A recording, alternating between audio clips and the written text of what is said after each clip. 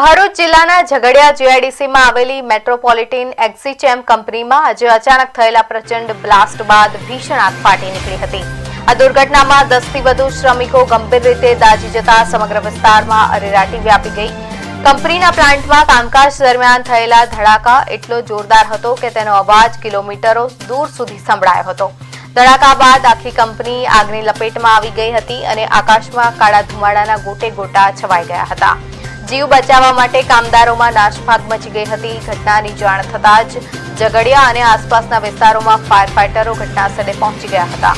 સૂત્રોના જણાવ્યા અનુસાર 10થી વધુ શ્રમિકોને ગંભીર દાઝી જતા તેમને અંકલેશ્વરની જયાબેન મોદી હોસ્પિટલ ખાતે ખસેડવામાં આવ્યા છે.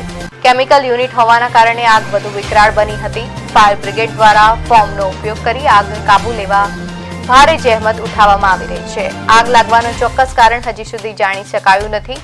હાલ તંત્ર પ્રાથમિકતા આગને સંપૂર્ણપણે ઓલવવાની અને કોઈ અન્ય વ્યક્તિ ફસાયેલું ન હોય તેની ખાતરી કરવાની છે. પોલીસ અને સંબંધિત વિભાગો દ્વારા વધુ તપાસ હાથ ધરવામાં આવી રહી છે.